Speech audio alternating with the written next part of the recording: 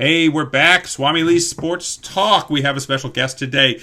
This is a really, really old dude. I've known this dude for 36 years, I think it is. My God. Maybe 40 years late, maybe 40. Oh, man.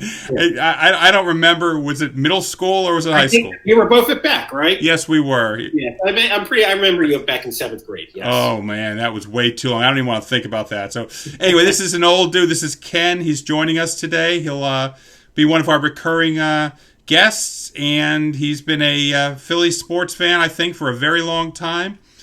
And Ken, give us 30 seconds about your sports history. Oh, I mean, I've been a Philly sports fan forever. Just following all the teams. Huge baseball dork. I was the type of kid with the baseball encyclopedia, knowing all the stats. Into a Bill James back in the day. Tell you when every World Series. All the sports, baseball, football, basketball, hockey. Love them all. However, I must say, Lee, as I get older, I'm sort of picking and choosing. I don't watch nearly as much hockey, really no hockey anymore, and much less basketball. It's mainly football and then some baseball, though I still follow them all in the news. Gotcha. Well, I gave up hockey years ago, just as we went to a game, we left in the second period. Just wasn't appealing to us. But anyway, we want to get going here. Let's talk. We're going to talk some football today, Ken, being that I know you're a football guy and an Eagles fan. I know we got some Eagles fans out there that really want to see what the heck's going on here. So let's start with, I'm going to ask you a very loaded general question. Why do the Eagles suck so bad? That's a great question, Lee. I'm going to give the easy cop-out answer, which is injuries. And I hate giving this answer because, as you know, every team has injuries. But really, they've been decimated. I mean, there's injuries, and there's what the Eagles have had this year. So that's my number one thing, I would say. Okay, let me ask you a question. Let's talk about the quarterback situation. I mean, right now, you got Carson. You got Carson Wentz kicking around. He's supposed to be, this great quarterback, number 2 pick, led him to the Super Bowl before he got injured, blah, blah, blah. I don't watch the Eagles games. Everybody knows I watch the Steelers games. But my wife watches the Eagles games. She carries on. I hear her yelling at the TV set. I think she's a bigger football fan than I am. What in heaven's name is going on with Carson Wentz? Well, you see, I connect it with the injuries, Lee, because, and believe me, I've been yelling at the TV a lot more lately.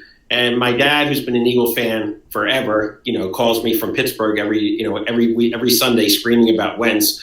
I'm still all in on the Wentz bandwagon, to be honest. I just think it's been just a weird combination of he has no weapons. They bring back the same, ancient wide receivers from last year, and they get injured again. And he has no offensive line.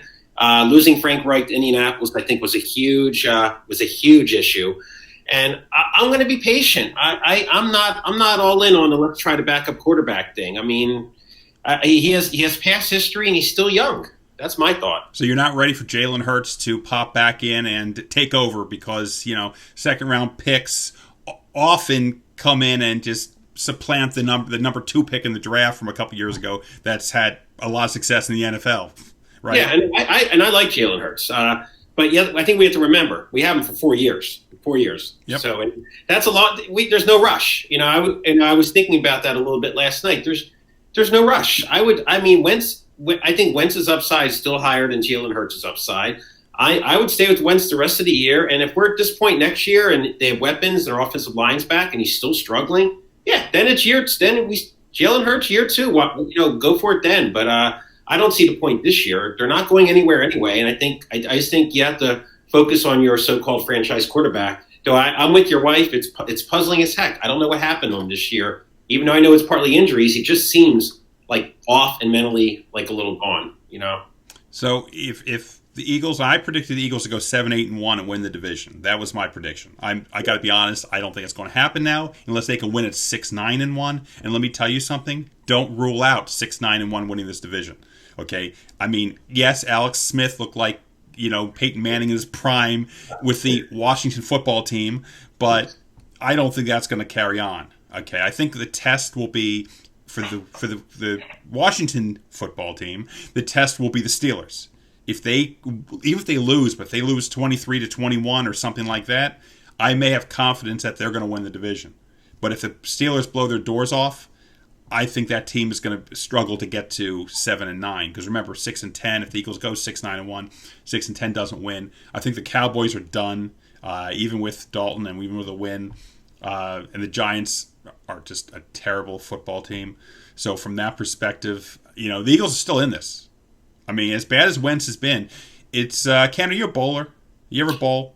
I bowl, yes. You ever bowl in the league? No, not that Okay. good. If you're in a league, you get people every now and then that get really irritated. They have a bad game. They got a 75 in the eighth frame. But your team is only down by 4 pins. So if you get, say, a spare and a strike, you could actually help the team. But you're so pissed off because you suck so bad this game that you're blowing the entire game. You're not thinking about that. This is the same thing with the Eagles right now. Carson Wentz could turn into the Carson Wentz of old next week, and he could lead the team into the playoffs. It's not time to bring in a young quarterback who's unproven, who does not have the pedigree of Carson Wentz, when you could still win. If this team was 3-9 or whatever out of the race, or whatever you want to say out of the race, maybe it couldn't hurt to do it. But Jalen Hurtz is not leading this team to the Super Bowl, in my personal opinion. Not that I think Wentz is either, let's be clear, but I think Wentz has the better chance. I think this would be much more interesting, Lee, if we took different sides here. I mean, come on, we're on the same side. Should I pick an argument?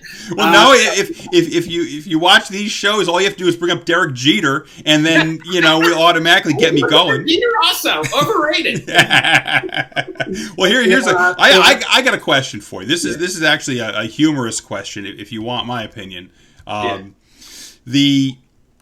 read an article that said one of the problems that Carson Wentz is having is he comes to the stadium every day and sees a statue of the backup quarterback and the head coach, and it's messing with his mind.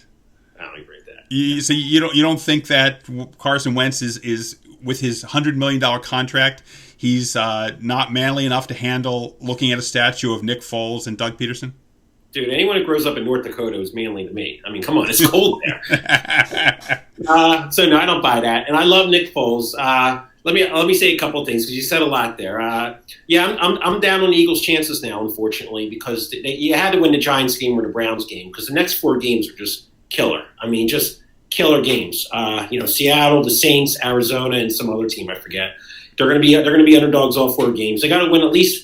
So they're what? They're 3-5-1 right now. No, they're so 3-6-1. So you got to sneak one of those games to get the 4 wins, and then win the last 2 division games, get the 6 wins, and hope you get lucky there, which could happen. I agree that Dallas is out. I don't buy Washington, Alex Smith. So I mean, I know there's been some buzz. There's been some buzz lately in the media about the Giants, and I hate to go there, but I mean, at least. I would probably bet the Giants right now to win, over the other teams. But we'll see. The thing about the Eagles stuff, Lee, is they've in these games. The Cleveland game was winnable. They were getting blown out by the Steelers, as you know, and they came back and made it a game. Maybe the Steelers let down, but they've been in these games, even the Raven games. So it's like there's some good players on this team. If they can get some weapons back, it's great. But on the other hand, they just lost. They lost Lane Johnson for the year now, so it's another offensive lineman that bit the dust. So, and I agree. If they're like 3-10 and Wentz is like a little bit hurt, you make up an injury, put him on injured reserve, and put in Hurtz. But we're not there yet. Well, I got to tell you, the Giants are going nowhere. Mark these words, okay? Right now, I would put it in as the football team number 1, the Eagles number 2, the Cowboys number 3, and the Giants number 4. And honestly, when I say the football team as number 1, it's not like I think they're going to win. I want to be clear about that. It's just they're in first right now. Okay. And one more thing of what you said about the Steelers game. As a Steeler fan, I watched every Steeler game this year. Haven't missed. I listened to 3/4 on the radio of one game. The rest I've watched. They have been giving up tons of points with big leads, the Steelers. Yeah. It's not like the Eagles played a strong game. The Steelers did what they always do, and take a big lead and then kind of slack off. So from that perspective, don't get excited over that performance. I'm just telling, and if you only look at the score, you have every right to sit back and say, wow, they were really competitive.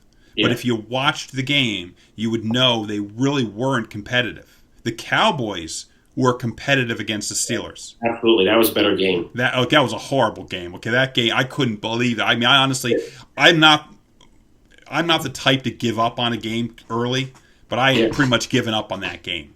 Okay, I thought, oh my God, they're going to lose to a bad freaking team, and they're going to lose to Garrett Gilbert.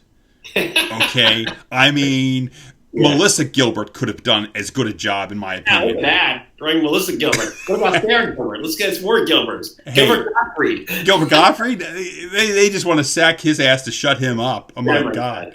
Yeah. But seriously speaking, from that perspective. So, Ken, I got another question for you. You had mentioned the veterans and such, and we got Alshon Jeffrey. What in heaven's name is going on with Alshon Jeffrey? I don't know why they re-signed him. I don't get it, Lee. I mean, they Deshaun and Alshon were, both were injured almost the entire year last year. They were down to, literally the practice squad guy. Greg Ward was the number one receiver by the playoffs. And they just re-up with both guys who get injured again. I mean, Alshon Jeffrey's definitely washed up. He's done. I mean, he had a great year in the Super Bowl. He had a great Super Bowl. I have a lot of respect for him. I blame that on the management. And this management theoretically is supposed to be all, sabermetric, advanced stats and all that. And I don't know how you bring back both of them. Take a chance on one of them. You don't bring back both of them at the beginning of this season, him and Deshaun.